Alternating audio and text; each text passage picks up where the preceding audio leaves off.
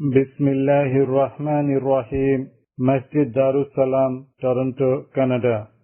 After third Tarabi, November the 7th, 2002. This bayan is presented by Mufti Shahid Shahid.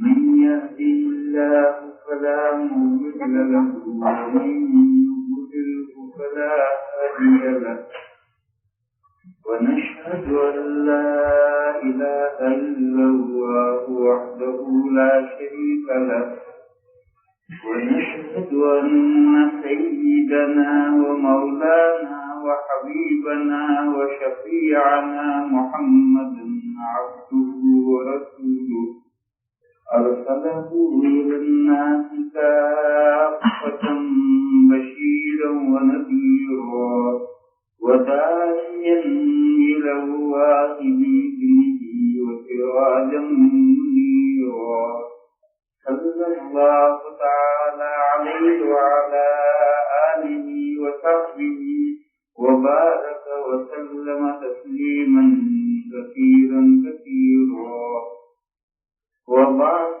فأعوذ بالله من الشيطان الرجيم بسم الله الرحمن الرحيم وسارعوا إلى مغفرة من ربكم وجنة عرضها السماوات والأرض أعدت للمتقين الذين ينفقون في السراء والضراء والكاظمين الغيظ والعافين عن الناس والله يحب المحسنين والذين إذا فعلوا فاحشة أو ظلموا أنفسهم ذكروا الله فاستغفروا لذنوبهم ومن يغفر الذنوب إلا الله ولم يصروا على ما فعلوا وهم يعلمون أولئك جزاؤهم مغفرة من ربهم وجنات تجري من تحتها الأنهار خالدين فيها ونعم أجر العاملين.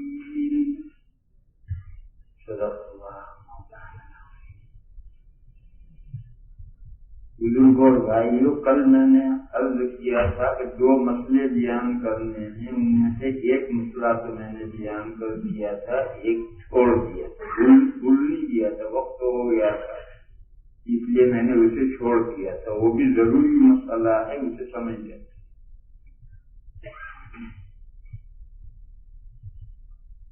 قراءت کے 3 درجے ہیں اور حقیقت میں 2 ہی درجے قراءت کے ہیں، ایک تیسرا درجہ تو میں ویسے ہی سمجھنے کے لیے بیان کر رہا ہوں۔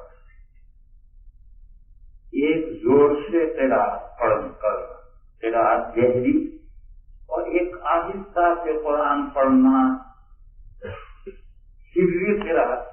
نماز میں جہری اور سری 2 قراءتیں ہوتی ہیں، ان کی ڈیفینیشن سمجھنا چاہیے کہ جہری قراءت کسے کہتے ہیں، سری کسے کہتے ہیں۔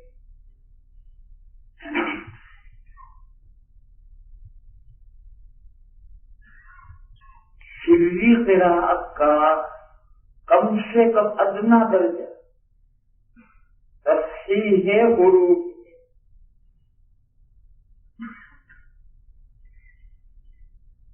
یعنی منہ ہلے، زبان حرکت کرے اور ہر حرف جس مخرج سے نکلتا ہے اس مخرج پر زبان لگے اور لگ کر اس حرف کی ادائیگی، اس کو کہتے ہیں تصحیح حروف۔ حروف کو صحیح مخرج سے ادا کرنا، یہ قراءت سری کا کم سے کم درجہ ہے۔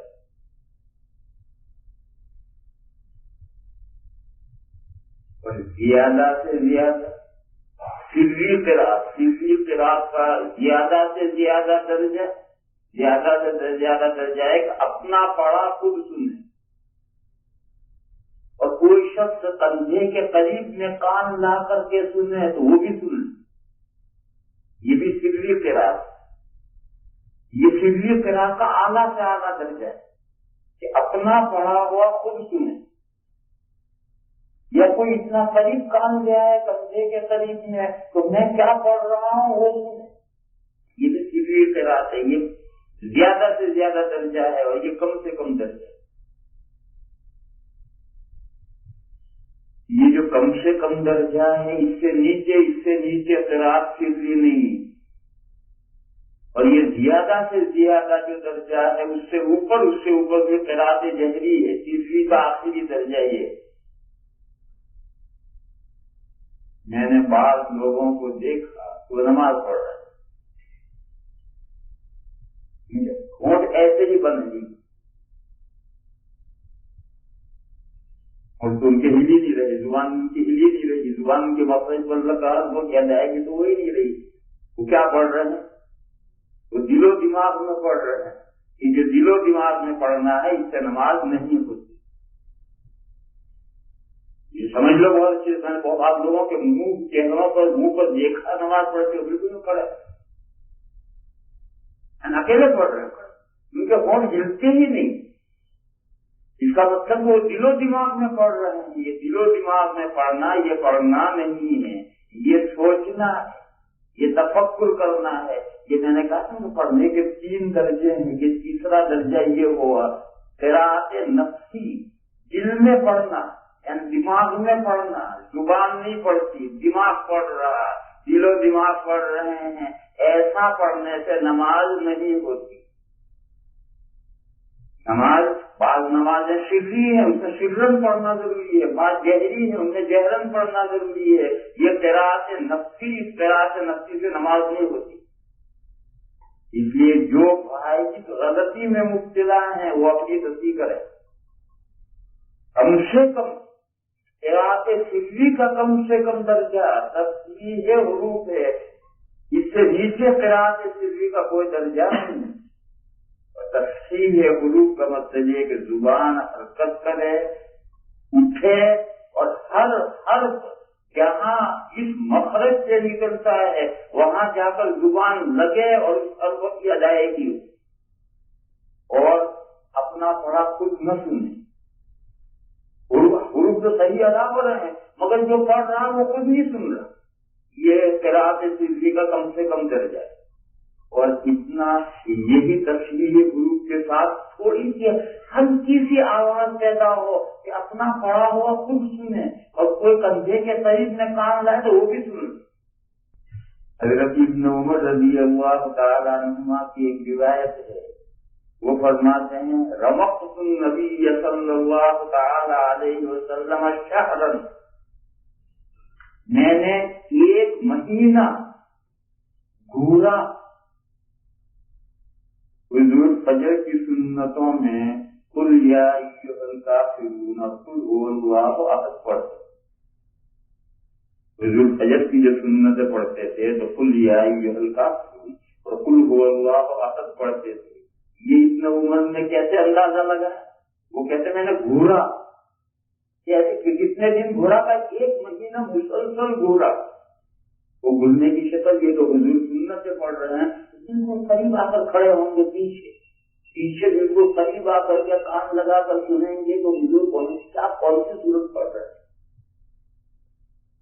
معلوم ہوا کہ فجر کی جو سنتیں ہیں اس میں قراءت سری ہے، لیکن وہ سری پیچھے بالکل کان لگا کر کھڑا ہے تو وہ سن سکے گا تو حضور کیا پڑھ رہے ہیں؟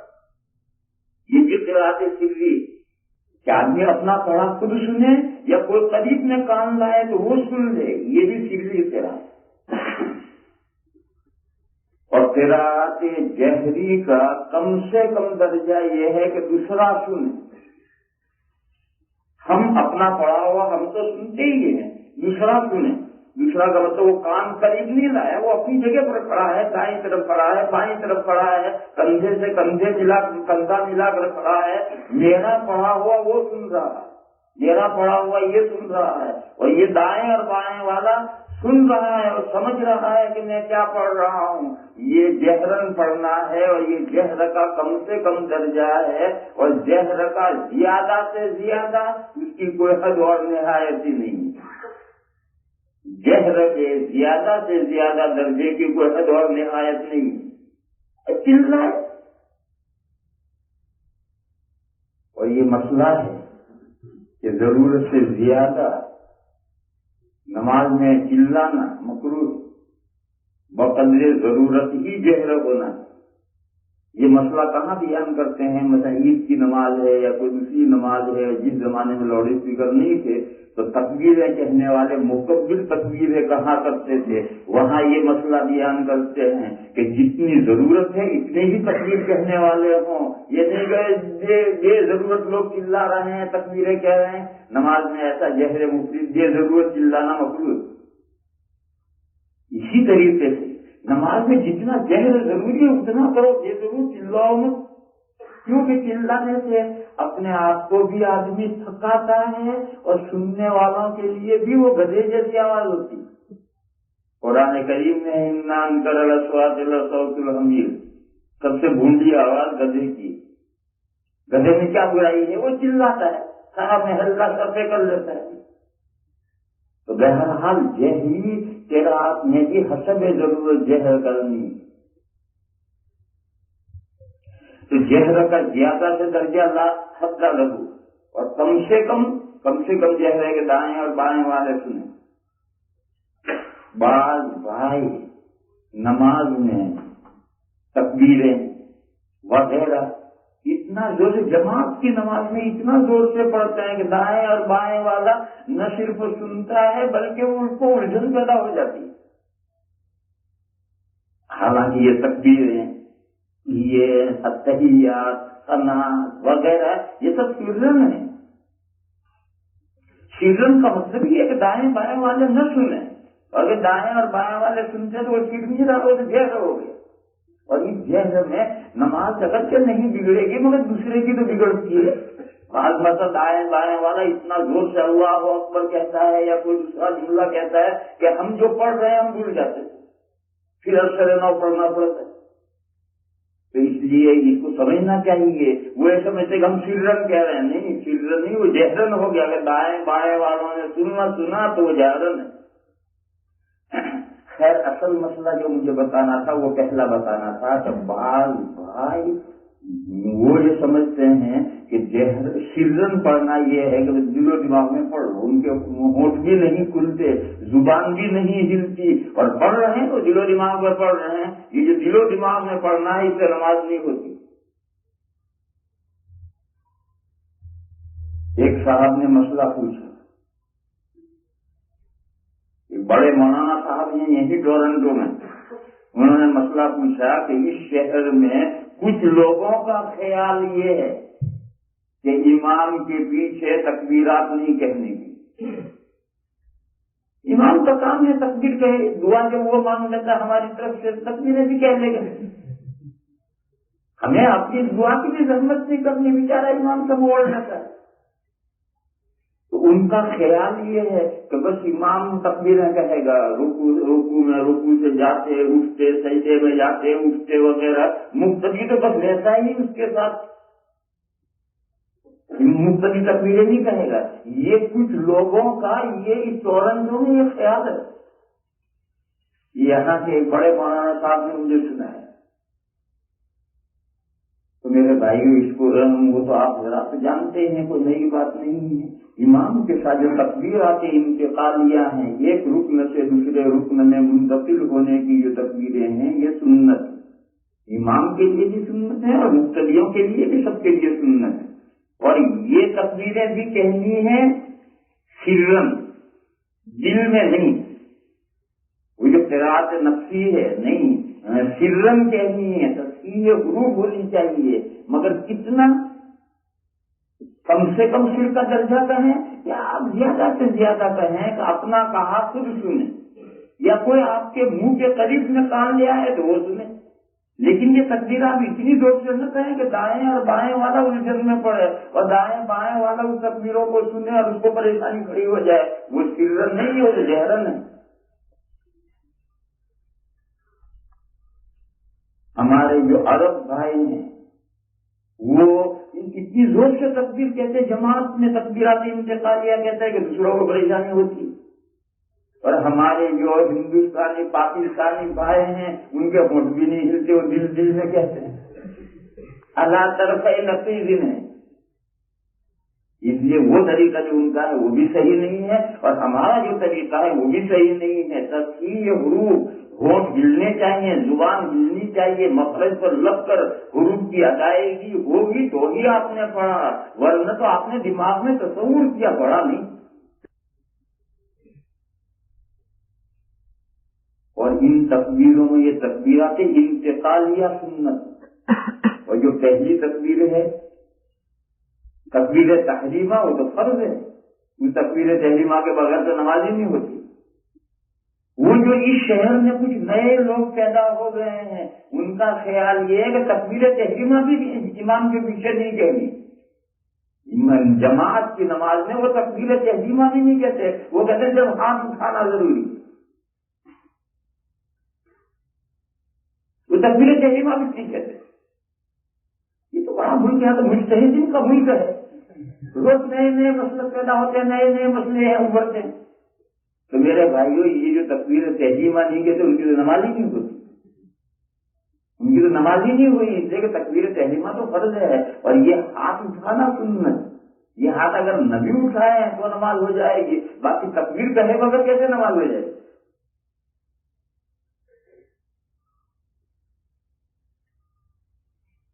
اس کے بعد یہ آیات پاک ہیں جن میں اللہ پاک نے یہ مضمون بیان کیا ہے، فرمایا کہ اے وہ لوگوں جو ایمان لائے ہو،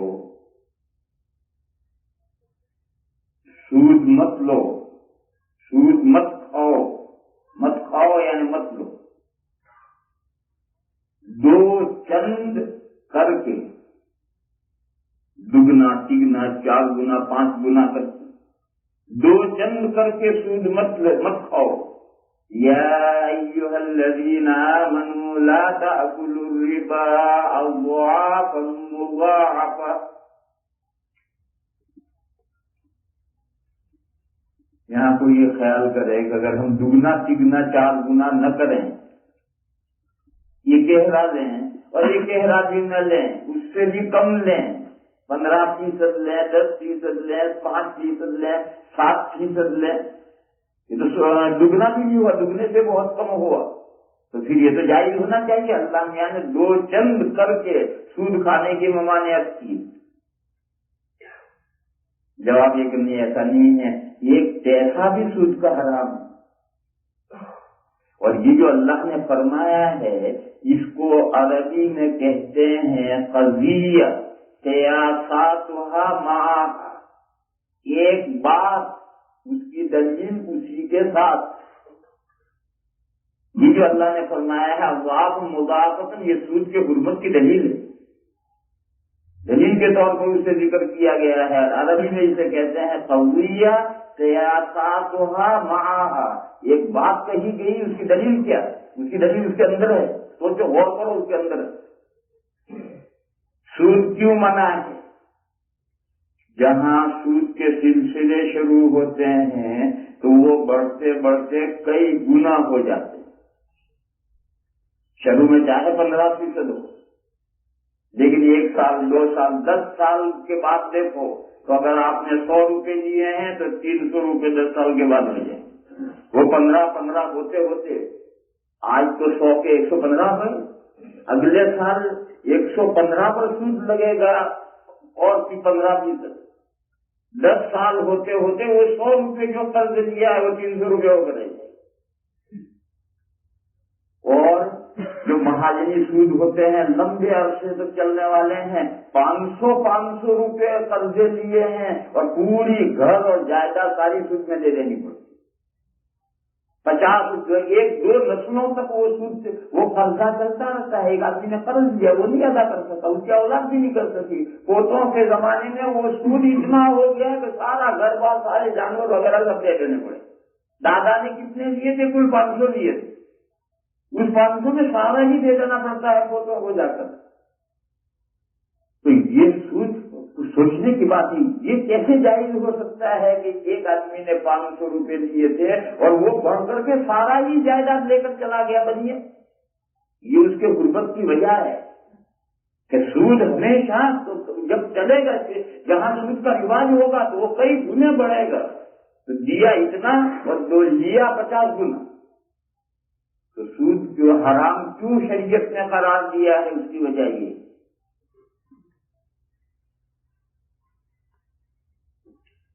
لہٰذا یہ مسئلہ نہیں ہے کہ دو چند بڑا ہو اور سود ہو تو حرام، یہ کہہ رہا ہو یا یہ کہہ رہا سے بھی کم ہو تو جائز نہیں، یہ مسئلہ نہیں، بلکہ سود کے حرمت کی وجہ بتائی ہے کہ شریعت نے سود کو حرام اس لیے کیا ہے کہ سود کا انجام یہ ہے، جہاں سود کا سلسلہ شروع ہوگا اس کا انجام یہ ہے۔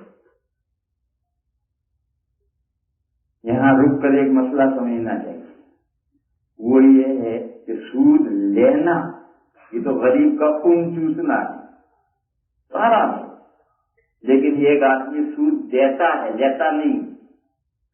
جیسا کہ یہاں آپ حضرات بہت سے معاملات میں انوالو ہو جاتے ہیں، مورگیج کا مسئلہ ہے یا دوسرے لون کے مسئلے ہیں، اسے بینکوں کو سود دیا جاتا ہے، لیا نہیں جاتا، دیتے ہیں۔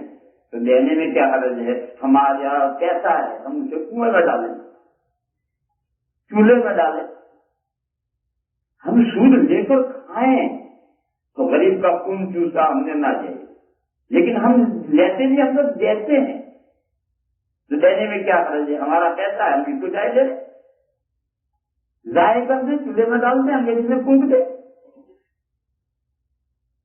اس کا جواب یہ ہے کہ دیکھو تالی ہمیشہ دو ہاتھ سے بجتی ہے، ایک ہاتھ سے تالی نہیں بجتی۔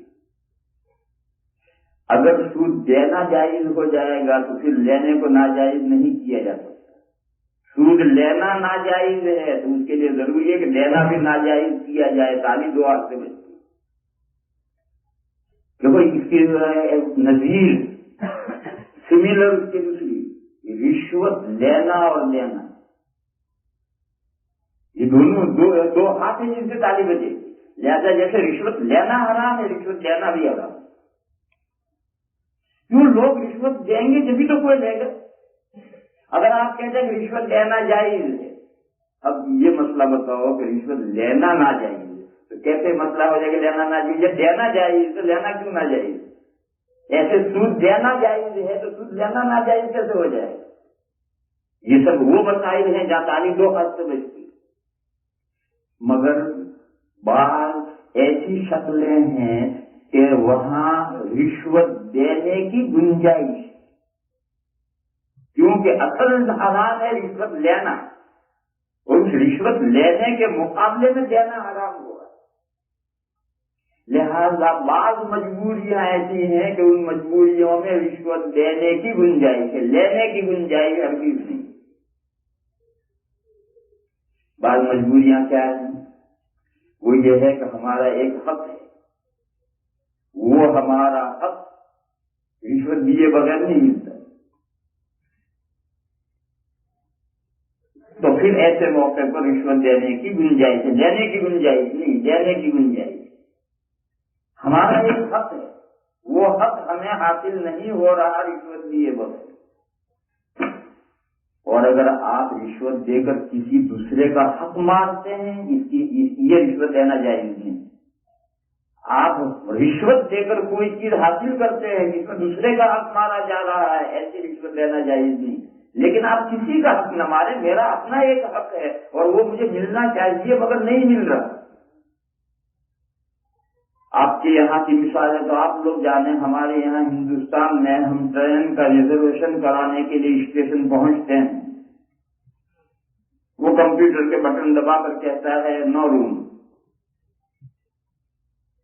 حالانکہ بہت بڑا روم ہے اندر،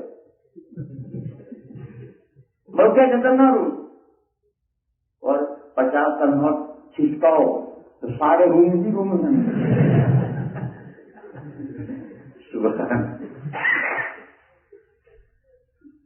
تو ابھی جو ریزرویشن ہے اس کے پاس کس کے لیے ہے؟ پبلک کے لیے، میں نمبر پر کھڑا ہوں، میرا حق ہے، مجھے ملنا چاہیے، مگر 50 روپے کے بغیر نہیں ملتا، مجبوری ہے، لینے کی گنجائش ہے، لینے کی گنجائش نہیں۔ اگر مسلمان کلر کو ہو تو پھر لینے کی گنجائش نہیں، لیکن کوئی آدمی ہے تو لینے کی گنجائش۔ مگر میں رشوت دے کر دوسرے کا ریزرویشن کینسل کروا کر اپنا لوں، یہ جائز، اس کے لیے رشوت دینا جائز نہیں۔ عورت میں رشوت دینا میرا حق نہیں ہے، دوسرے کا حق ہے، اس کے وہ حق مار کر کے جج سے اپنے حق میں ڈگری کرانا رشوت دے کر یہ حرام ہے۔ بہرحال اگر اپنا حق ہے واقعی اور وہ رشوت کے بغیر نہیں ملتا تو رشوت دینے کی گنجائش ہے، لینے کی کسی صورت میں گنجائش نہیں ہے۔ اسی طریقے سے بعض شکلیں ایسی ہیں کہ جس میں سود دینے کی تو گنجائش ہے، لینے کی کبھی گنجائش نہیں۔ دینے کی کیوں گنجائش ہے، لینے کی کیوں نہیں؟ اصل لینا حرام ہے، غریب کا خون چوسنا تو یہ لینا ہے، اور وہ جو دینا ہے تو مقابلے سے حرام ہوا ہے، کیونکہ تالی 2 ہاتھ سے بجتی ہے، ایک ہاتھ پر کیا تالی بجا لے گا؟ اگر سود دینا جائز کہہ دو گے تو پھر لینے کو ناجائز کیسے کہا جائے؟ بہرحال اللہ تعالیٰ فرماتے ہیں کہ اے وہ لوگوں جو ایمان لائے ہو، نہ کھاؤ تم سود کو 2 چند بنا کر، اور آپ مضاعفت۔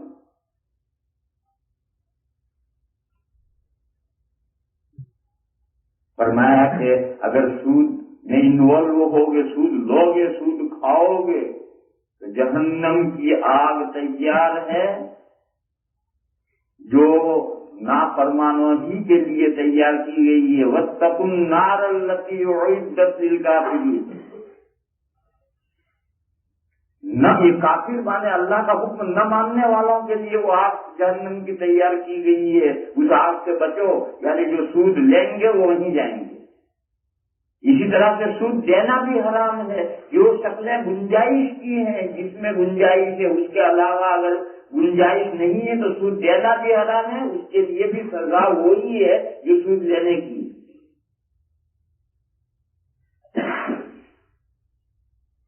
فرمایا وَأَطِیعُوا اللَّهَ وَالرَّسُولَ، اللہ کے احکام قبول کرو، اللہ کے احکام کا فالو کرو، اللہ کے رسول نے احکام دیے ہیں ان کی پیروی کرو تاکہ تم پر مہربانی کی جائے۔ یہ حکم دیا ہے سود لینے کا، سود مت لو، سود مت کھاؤ، اس کا مقابل دوسرا حکم دیا جا رہا ہے، وہ آج بیان کرنا ہے۔ فرمایا وَسَارِعُوا إِلَىٰ مَغْفِرَةٍ مِّن رَّبِّكُمْ، دوڑو، کیوں میں لگو؟ اللہ کی بخشش تقسیم ہو رہی ہے، اللہ کی مغفرت بٹ رہی ہے، اللہ کی مغفرت بٹ رہی ہے، جاؤ دوڑو، بھاگو، حاصل کرو۔ وَسَارِعُوا إِلَىٰ مَغْفِرَةٍ مِّن رَّبِّكُمْ، جنت کی طرف دوڑو۔ کتنی بڑی جنت ہے، اس کی تہنائی، ایک ہے لمبائی، ایک ہے چوڑائی، چوڑائی کو کہتے ہیں اردو میں تہنائی، اس کی تہنائی آسمانوں اور زمین کے بقدر، اور وہ السماوات والارض، یہ تمام آسمان کھول کر کے لمبے کر دو، ایک دوسرے سے ملا لو، زمین بھی کھول کر لمبی کر کے ایک دوسرے سے ملا لو، یہ جتنی ہے اتنی تو چوڑائی ہے، اور لمبائی ہمیشہ چوڑائی سے زائد ہوتی ہے، اور کتنی زائد ہوتی ہے اس کا کوئی حساب ہی نہیں ہوتا۔ ایک گز کپڑا ہے، 40 گز کا تھان ہے، تو چوڑائی تو 1 گز ہے، لمبائی 40 گز ہے، اور 40 پر بھی ضروری نہیں 80 گز کا بھی تھان ہو سکتا ہے۔ تو جس کی تہنائی، جنت کی تہنائی چوڑائی اتنی ہے آسمانوں اور زمین کے بقدر، اس کی لمبائی کا تو کوئی اندازہ ہی نہیں کیا جاتا۔ اتنی بڑی جنت ہے، اس جنت کو حاصل کرنے کے لیے دوڑ لگاؤ۔ وَسَارِعُوا إِلَىٰ مَغْفِرَةٍ مِّن رَّبِّكُمْ وَجَنَّةٍ عَرْضُهَا السَّمَاوَاتُ وَالْأَرْضُ، یہ جنت کس کے لیے تیار کی گئی ہے؟ وہ جہنم جس کا تذکرہ آیا تھا سود کھانے کے ممانعت کے بعد حکم آیا تھا وَاتَّقُوا النَّارَ الَّتِي أُعِدَّتْ لِلْكَافِرِينَ، اس آگ سے بچو جو کافروں کے لیے تیار کی گئی ہے۔ اسی طرح سے یہ جنت کس کے لیے تیار کی گئی ہے؟ اعدت للمتقین، پرہیزگاروں کے لیے تیار کی ہے. دیکھو بہت باریک مضمون ہے. وہ جہنم کس کے لیے تیار کی گئی؟ کافروں کے لیے. اور یہ جنت کس کے لیے تیار کی؟ متقیوں کے لیے. درمیان میں کون رہ گئے؟ درمیان میں وہ مومنین رہ گئے جو گنہگار بدکار ہیں، فساق و فجار ہیں مگر ہیں مسلمان. ان کا تذکرہ نہ ادھر آیا نہ ادھر آیا. جہنم تو تیار کی گئی کافروں کی. کافروں کو تو اسی میں بھرا جانا ہے اور تاابد اسی میں کافروں کو رہنا ہے. اور یہ جنت تیار کی گئی ہے متقیوں کے لیے، پرہیزگاروں کے لیے. یہ جو بیچ کی کیٹیگری کہاں گئی؟ اس کا تذکرہ چھوڑ دیا گیا ہے، اس لیے کہ جو بیچ کی کیٹیگری ہے اگر اللہ نے اپنے فضل و کرم سے بخش دیا تو مالا مال ہو گئے، اور اگر بخشش نہیں ہوئی تو یہ جو بیچ کی کیٹیگری ہے اسے بھی جہنم میں جانا ہے، اور جہنم میں جا کر اپنے گناہوں کی سزا بھگت کر پھر وہاں سے چھوٹ کر کے جنت میں آنا ہے. تو اس لیے یہ بیچ کی کیٹیگری چھوڑ دی. اس کو کہا کہ اعدت للکافرین اور اس کو کہا اعدت للمتقین. لہذا میرے بھائیوں بیچ کی کیٹیگری میں سے سائز پر آؤ. اللہ کے فضل سے ہم کفر سے نکل کر ایمان میں تو آ گئے. اب اس ہماری جو موجودہ زندگی ہے اس زندگی سے سائز پر پہنچو، کنارے پر متقی اور پرہیزگاروں کی زندگی تک پہنچو جن کے لیے جنت تیار کی گئی ہے. اس زندگی کو اپنا لو تو جنت ہمارے لیے تیار کی گئی. اگر ہم متقی دنیا میں رہے تو جنت ہمارے ہی لیے تیار کی گئی. متقی کون ہیں؟ فرمایا جن میں 5 باتیں پائی جاتی ہیں. یہ ہے اصل سوچنے کی بات. متقی وہ ہیں جن میں 5 باتیں پائی جاتی ہیں، وہ متقی ہیں، ان کے لیے جنت تیار کی گئی ہے. وَسَارِعُوا إِلَىٰ مَغْفِرَةٍ مِّن رَّبِّكُمْ وَجَنَّةٍ عَرْضُهَا السَّمَاوَاتُ وَالْأَرْضُ أُعِدَّتْ لِلْمُتَّقِينَ الَّذِينَ يُنفِقُونَ فِي السَّرَّاءِ وَالضَّرَّاءِ. سب سے پہلی بات، متقی وہ لوگ ہیں جو خرچ کرتے ہیں خوشحالی میں اور تنگحالی میں. خوشحالی میں بھی خرچ کرتے ہیں اور تنگحالی میں بھی خرچ کرتے ہیں. سرا مانے خوشحالی، آدمی مالداری ہے، فراغ بالی ہے، کوئی پریشانی نہیں ہے. اور ضرہ کے مانے تنگحالی ہے، آتے ہیں پریشان احوال ہیں، اپنا پیٹ کاٹ کر کے خرچ کر رہا ہے. تو جو ہر حال میں خرچ کرتے ہیں سرا میں اور ضرہ میں. آپ کہتے ہوں گے کہ اس ملک میں تو سرا ہی سرا ہے، ضرہ ہے ہی نہیں. آپ یہ سوچتے ہوں گے کہ اس ملک میں تو اللہ کے فضل سے، اللہ کے کرم سے سرا ہی سرا ہے، خوشحالی ہے، تنگحالی یہاں پہ ہے ہی نہیں. میرے بھائی ایسا نہیں ہے، اس ملک میں بھی تنگحالی ہے. میرے جیب میں ایک سوال پڑا ہوا ہے. ایک شخص پوچھتا ہے کہ ایک آدمی روزہ رکھنے کی استطاعت نہیں رکھتا اور فدیہ دینے کی بھی استطاعت نہیں رکھتا تو کیا کرے؟ میرے جیب میں سوال ہے. کس طرح معلوم؟ نام میں نہیں لکھوا دینا. میرے جیب میں سوال ہے کہ ایک آدمی روزہ رکھنے کی استطاعت نہیں رکھتا اور فدیہ دینے کی بھی استطاعت نہیں رکھتا. یہ اسی ملک کا، اسی شہر کا سوال ہے. تو ایسا نہ سمجھیں کہ یہاں ہر آدمی سرا ہی سرا ہے. آپ دور دور تو نظریں ڈالتے ہیں کہ ہندوستان میں غریب ہیں، ہندوستان میں فقیر ہیں، ہندوستان میں محتاج ہیں. میرے بھائیوں اپنے پیروں تلے، اپنی نگاہوں تلے کی صورت حال یہ ہے. اپنے چاروں طرف بھی ڈھونڈو. یہ مالداروں کی ذمہ داری ہے کہ اپنی سوسائٹی میں ڈھونڈیں کہ کون پریشان حال. یہ غریبوں کی ذمہ داری نہیں ہے کہ وہ ڈنڈورا پیٹے ہیں کہ میں غریب ہوں، میں غریب ہوں، میں غریب ہوں. یہ ڈنڈورا پیٹنا ان کی ذمہ داری نہیں. یہ مالداروں کی ذمہ داری ہے کہ وہ ڈھونڈیں کہ ہماری سوسائٹی میں، ہمارے معاشرے میں کون ایسے ہیں، ان کا اندازہ لگائیں اور اندازہ لگا کر کے باہر تعاون پہنچانے سے پہلے انہیں تعاون پہنچائے. تو بہرحال اللہ پاک یہ فرماتے ہیں کہ متقی وہ لوگ ہیں جو ہر حال میں خرچ کرتے ہیں. خوشحالی ہو تو بھی خرچ کرتے ہیں، تنگحالی ہو تو بھی خرچ کرتے ہیں. الذین ينفقون فی السراء والضراء یہاں رک کر کے ایک مسئلہ سمجھو. پہلے بھی میں نے اشارہ کیا تھا کہ ہم جو خرچ کرتے ہیں اس میں ایک خرچ تو ہے زکوٰۃ. وہ ہر آدمی پر زکوٰۃ واجب نہیں. جس کے پاس بقدر زکوٰۃ مال ہے اسی پر زکوٰۃ دینا نکلنا واجب ہے. اور وہ زکوٰۃ مسلمانوں ہی پر خرچ ہو سکتی ہے. اور مسلمانوں میں سے بھی 8 مدات ہیں، صیغے ہیں، انہی میں زکوٰۃ خرچ ہو سکتی ہے، اس کے علاوہ 9ویں جگہ نہیں ہو سکتی. لیکن زکوٰۃ کے علاوہ جو خرچ ہے صدقہ فطر ہے. پھر صدقہ فطر، زکوٰۃ تو فرض ہے، صدقہ فطر واجب ہے. پھر صدقہ فطر سے آگے جو خرچ کرنا ہے وہ خرچ اصل ہے. ترمذی شریف میں روایت ہے، حضور اکرم صلی اللہ تعالی علیہ وسلم نے فرمایا کہ ان فی المال لحقا سوى الزکوٰۃ، زکوٰۃ کے علاوہ بھی مال میں اللہ کا حق ہے. یہ جو سمجھ لیا گیا ہے کہ بس صرف زکوٰۃ پیسہ ادا کر دو تو اللہ کا حق ادا ہو گیا، ایسا نہیں ہے. زکوٰۃ کے علاوہ مال میں اللہ کے حقوق ہیں.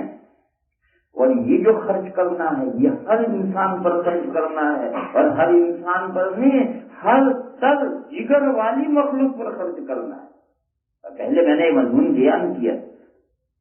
اور قرآن کریم میں اس سلسلے میں ایک آیت ہے، لوگوں کی توجہ اس کی طرف عام طور پر نہیں جاتی. سورہ بقرہ میں مضمون یہ چل رہا ہے، حضور کو تسلی دی جا رہی ہے، اور مضمون یہ چل رہا ہے لیس علیک ھداھم ولکن اللہ یہدی من یشاء. حضور سے کہا گیا کہ آپ کے ذمے ان کو ہدایت دے دینا، دین اسلام میں لے آنا آپ کے ذمے نہیں. یہ کام اللہ کا ہے، کسی انسان کا کام نہیں ہے. انسان کے تمام انسانوں کے آقا حضرت محمد مصطفیٰ صلی اللہ تعالی علیہ وسلم کے بس میں بھی یہ نہیں ہے کہ کسی کا سینہ کھول کر دل کھول کر اس میں ایمان داخل کرتے ہیں. یہ اللہ ہی کا کام ہے، اللہ کے علاوہ کسی کا کام ہے. فرمایا لیس علیک ھداھم، آپ کے ذمے ان کی ہدایت نہیں ہے، ولکن اللہ یہدی من یشاء. پھر اس کے بعد مضمون شروع ہوتا ہے وما تنفقوا من شيء وما تنفقوا من خير فلأنفسكم. فرمائے جو تم خیر خرچ کرتے ہو، بھلائی خرچ کرتے ہو، اپنے لیے خرچ کرتے ہو. فلأنفسكم، ہم جو خرچ کرتے ہیں اللہ کے راستے میں تو غریب کے لیے خرچ کرتے ہیں نہیں، اپنے فائدے کے لیے خرچ کرتے ہیں، اللہ سے ثواب لینے کے لیے خرچ کرتے ہیں. ہم نے غریب کو 10 روپے دے دی، ہم خوش ہو گئے. غریب جا رہا تھا، گم ہو گئی، جیب میں سے گر گئے تو غریب کو ہمارے 10 سے کوئی فائدہ نہیں ہوا، مگر ہمیں 10 کا پورا فائدہ مل گیا. ہم نے جو 10 روپے غریب کو دیے تھے اس کا ہمیں پورا اجر و ثواب مل گیا. اگرچہ وہ 10 روپے اس کے پاس سے کھوئے گئے یا جو اس کے جیب میں سے لے گیا اور اس کو کوئی فائدہ نہیں پہنچا، اسے چاہے نہ فائدہ پہنچا ہو، ہمارے 10 روپے سے ہمیں فائدہ پہنچا. تو فرمایا وما تنفقوا من خیر فلأنفسکم. پھر اگلا جملہ پھر ہے وما تنفقوا من خیر یوفى الیکم وما تنفقون الا ابتغاء وجه اللہ. فرمایا تم جو بھی خرچ کرتے ہو اللہ کی خوشنودی حاصل کرنے کے لیے خرچ کرتے ہو. پھر تیسرا اسی مضمون کو ریپیٹ کیا تیسری مرتبہ اور فرمایا وما تنفقوا من خیر یوفى الیکم وانتم لا تظلمون. اور تم جو بھی خیر خرچ کرو گے پورا تمہیں بدلہ دے دیا جائے گا، تمہارا ذرا نقصان نہیں کیا جائے گا. یہ ایک مضمون کو 3 مرتبہ بیان کیا ہے اس تمہید کے بعد لیس علیک ھداھم ولکن اللہ یہدی من یشاء. یعنی یہ ہم داعی ہیں، اللہ کے رسول کفار کو دعوت دے رہے ہیں. کفار نہیں مان رہے، وہ جو کفار نہیں مان رہے ان پر خرچ کرنے کے لیے ہے. یہ آیت کریمہ حضور سے کہا گیا ہے کہ آپ کے جو مقابل ہیں جن کو آپ دین پیش کر رہے ہیں اور وہ آپ کا دین قبول نہیں کرتے وہ جانے، اللہ جانے.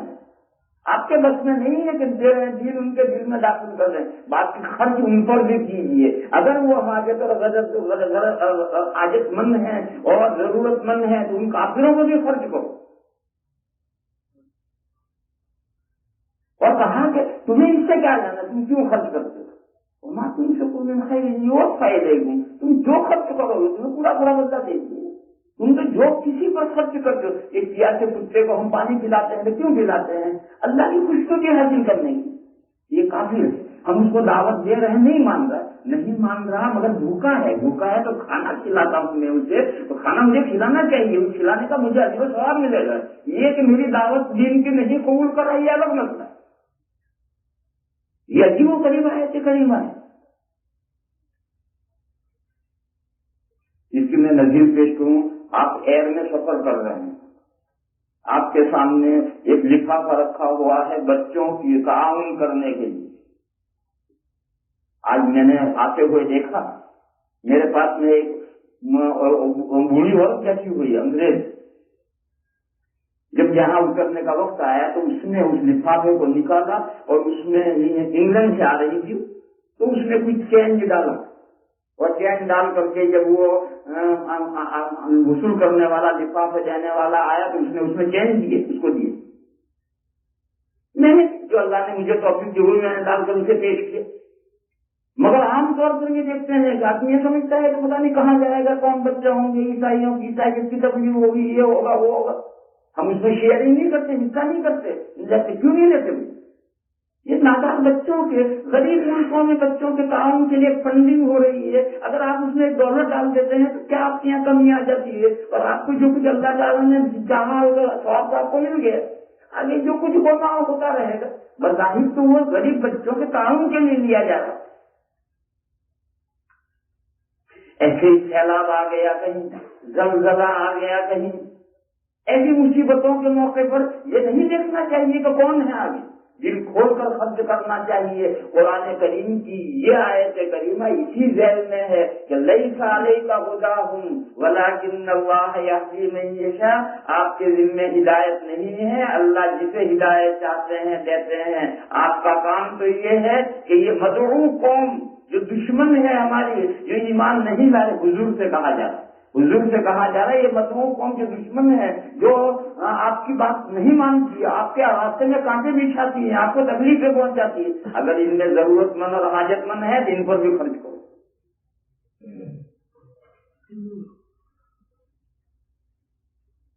تو پہلے بتلایا کہ الذین ينفقون فی السراء والضراء، لہذا میرے بھائیوں خرچ کرو جو بھی تم حالات۔ ایک آدمی $100 خرچ کرتا ہے، 100 کرے، 100 نہیں کر سکتا ہے، 50 سینٹ خرچ کر سکتا ہے، 50 سینٹ 50 نہیں 1 سینٹ خرچ کر سکتے، 1 کرو مگر خرچ جیسے بھی حالات، تنگی کے حالات ہو، خوشحالی ہو، تنگ حالی ہو، ہر حال میں خرچ کرو۔ تقویٰ اور پرہیزگاری کے لیے ضروری ہے، تو تقسیم کرو۔ زکوٰۃ ایک الگ فنڈ ہے، وہ ہر آدمی پر نہیں ہے، مخصوص آدمیوں پر ہے، وہ مخصوص جگہ خرچ ہونا ہے۔ صدقہ فطر ہر ایک پر نہیں ہے، مخصوص آدمیوں پر ہے، وہ مخصوص جگہ خرچ ہونا ہے۔ یہ اس کے علاوہ خرچے ہیں جو ہر ایک کو کرنے ہیں، تنگ حال ہے اس کو بھی خرچ کرنا ہے، اور یہ خرچ عام ہے، تمام انسانیت کے لیے خرچ ہے، اور صرف انسانیت کے لیے نہیں، اللہ کے ہر مخلوق کے لیے خرچ کرنا ہے۔ دوسرا وصف ہے الکاظمین الغیظ، غصہ برداشت کرنے والے۔ الکاظمین الغیظ، غصہ برداشت کرنے والے، غصہ پینے والے، جس کی ہمارے یہاں کوئی حیثیت نہیں ہے۔ قرآن کریم نے ان 5 اوصاف میں سے نمبر 2 سے ذکر کیا ہے کہ جنت جن متقیوں کے لیے تیار کی گئی ہے، ان میں دوسری بات یہ الکاظمین الغیظ، غصہ پینے والے ہیں، غصہ سہن برداشت کرنے والے ہیں۔ غصہ ایک چنگاری ہے، غصہ ایک چنگاری ہے، اور چنگاری کو کبھی معمولی نہیں سمجھنا چاہیے۔ ذرا سی چنگاری लावा फूंक सकती है, एक पूरा महल बिल्डिंग जला सकती है जरा सी चिंगारी। चिंगारी को कभी हल्का नहीं समझना चाहिए, उससे को ये कभी नहीं समझना चाहिए मुझे जरा सा गुस्सा है, ये जरा सा गुस्सा मालूम नहीं बढ़ते बढ़ते क्या से क्या कर देगा, सारा घर तबाह कर सकता है ये गुस्सा। लोग आजकल दीन के मसाइल से तो बिल्कुल जा ही नहीं, जरा गुस्सा आया पारा चढ़ा धन धन धन चाहिए तला तला तला, फिर मौलाना कि मैंने गुस्से में कह दिया, तो कहीं तलाक प्यार और मोहब्बत में दी जाती है।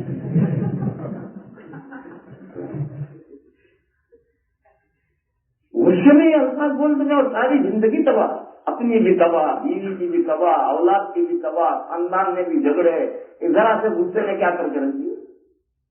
और जिसके अंदर जो गुस्सेला होता है, गुस्सेला होता है, बात बात पर गुस्सा आता है, उसका आहिस्ता आहिस्ता माइंड कमजोर पड़ जाता है। शायर कहता है रफ्ता रफ्ता कमतर साजन गजब, गुस्सा आहिस्ता आहिस्ता आदमी को ओछा कर देता है, ओछा थोड़ा कर देता है, ओछा कर देता है। आबना चंदा के जोशान कमतर शब्द, पानी को जितना जोश दोगे पानी घटेगा बढ़ेगा नहीं, तो दिमाग जितना खोलेगा अकल घटेगी बढ़ेगी नहीं। इसलिए मेरे भाइयों, जिनके अंदर जो लोग गुस्सीले मिजाज के हैं, बात बात पर गुस्सा आता है, उनको अपनी इस सिफत में कंट्रोल करना चाहिए। हर चीज में कंट्रोल होता है, आगे चाहे तो नीचे लो। एक हदीस शरीफ में है, एक सहाबी ने हुजूर से कहा या रसूलल्लाह मुझे कोई कीमती नसीहत कीजिए। हुजूर ने फरमाया ला कर उसको गुस्सा मत करो। ये जो गुस्सा है ये बहुत सी मर्तबा इंसान की सारी जिंदगी को तबाह कर देता है। इसलिए अल्लाह ताला ने फरमाया और काज़िमीन अल गैज़, गुस्से को दबाने वाले, गुस्से को पीने वाले। गुस्सा दबाया कैसे जाए, पिया कैसे जाए, बर्दाश्त कैसे किया जाए, उसका तरीका ये है कि आप जिस हाल में हैं उस हाल से डाउन हो जाए। खड़े हैं बैठ जाइए, बैठे हैं लेट जाइए। जिस हाल में गुस्सा है उसे डाउन हो जाओ। एक तरकीब तो गुस्सा कंट्रोल करने की, पीने की तरीका है कि जिस हाल में आप हैं उस हाल से जब डाउन हालत है उसकी तरफ आइए। दूसरा, ठंडी चीज इस्तेमाल कीजिए, फौरन पानी है ठंडा पानी लेकर पीजिए। गुस्सा है पानी पीजिए, ठंडा पानी, गर्म मत पीजिए और बहुत ज्यादा बढ़ेगा। फिर चाय पी ले, चाय पिए बहुत ज्यादा गुस्सा है, ठंडा पानी पीना भी है और वुज़ू करने में पूरी वुज़ू करो ठंडे पानी से। ठंडे पानी से पूरी वुज़ू कर दो, थोड़ा सा पी भी दो, उससे को ठंडा करो। और तीसरी तदबीर है दुरूद शरीफ पढ़ो उस वक्त में, उसका है दुरूद शरीफ पढ़ो। ये तीन तरकीबें हैं गुस्से को काबू में करने की। ये जो दुरूद शरीफ का तरीका है ये हम आदमी जानते ही नहीं है। अरबों के यहाँ इससे बड़ा फायदा उठाया जाता है। दो आदमी लड़ रहे हैं, तीसरा आएगा वो फौरन का सल्ले अला मोहम्मद, हुजूर पर दुरूद भेजो, इसने भी दुरूद पढ़ना शुरू किया, इसने भी दुरूद पढ़ना शुरू किया। अरबों के यहाँ भी इससे बहुत काम लिया जाता है। वो भी जहाँ दो आदमी लड़ रहे हैं, गाली गलौज मारपीट हो रही, तीसरा आगे फौरन का सल्ले अला मोहम्मद, और जहाँ उन्होंने दुरूद पढ़ना शुरू किया। हम अजमी इस फार्मूले से काम ही नहीं मिलना जानते। इसलिए ये तीन फार्मूले बताए मैंने। एक तो जिस हालत में आपको गुस्सा आया है उसे डाउन हालत में आइए, उनका फिर हो जाइए, खड़े हैं बैठ जाइए, बैठे हो लेट जाइए। दूसरा, ठंडा पानी पीजिए और पीने से काम नहीं चले तो वुज़ू कीजिए ठंडे पानी से। और तीसरा, दुरूद शरीफ पढ़ना शुरू कर दीजिए। ये तीन तरीके हैं गुस्से पर कंट्रोल करने। वल्आफ़ीना अन्नास, तीसरी बात है लोगों से दरगुजर करना। मुत्तकियों में, परहेजगारों में तीसरी बात यह है लोगों से दरगुजर करता है। درگزر کس سے کیا جاتا ہے؟ جو جس نے ہماری کوتاہی کی، جس نے ہمارا کوئی جرم کیا، جو ہمارا گنہگار ہے، ہمارا بیٹا ہے، ہماری بیوی ہے، ہمارا نوکر ہے یا عام انسان ہے، جس نے ہمارا جرم کیا ہے اور ہم سزا دینے پر، بدلہ دینے پر قادر ہیں نہیں، معاف کرو، درگزر۔ درگزر کرنا یہ بہت بڑے دل گردے کا کام ہے، بڑے حوصلے کا کام ہے، معمولی کام نہیں۔ اور یہ درگزر کون کریں گے؟ جو پہلے غصہ پی لیں گے، غصہ ٹھنڈا پڑے گا تو ہی درگزر کریں گے، غصہ چڑھا ہوا ہوگا وہاں تک تو کسی کو درگزر نہیں کرتا۔ تو پہلے غصہ پی کے ٹھنڈا ہوگا، ٹھنڈا ہونے کے بعد پھر یہ مرحلہ ہے کہ آدمی واقعی مجرم ہے تو اس کو سزا دے یا معاف کرے۔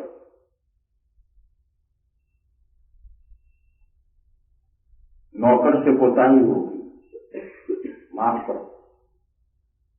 بچوں سے، اولاد سے کوتاہی ہو جائے، معاف کرو۔ بیوی سے کوتاہی ہو جائے، حدیث شریف میں ہے کہ اگر ایک دن میں 100 کوتاہی بیوی کرے، معاف کرو، درگزر کرو۔ ایک دن میں اگر وہ 100 کوتاہیاں کرتی ہے، درگزر کرو، معاف کرو۔ اس معاف کرنے کا فائدہ کیا ہوگا؟ ایک حدیث شریف سناؤ، بڑی عجیب حدیث۔ حضور اکرم صلی اللہ تعالی علیہ وسلم نے فرمایا کہ پچھلی امتوں میں سے ایک مالدار آدمی تھا، بڑا بزنس مین، کاروباری آدمی، بڑا لمبا چوڑا کاروبار۔ اس نے اپنے اسٹاف کو یہ اسٹینڈنگ آرڈر دے رکھا تھا کہ اگر کوئی غریب ہو درگزر کیجیے اسے، وہ ہمارا قرضہ نہ دے سکے، کوئی چیز خرید لے گیا، پیسے لے گیا اور نہیں دے سکتا، تو اسے اسٹینڈنگ آرڈر دے رکھا تھا اپنے اسٹاف کو درگزر کر۔ خیر اس شخص کا انتقال ہوا، انتقال کے بعد اللہ کے روبرو پیش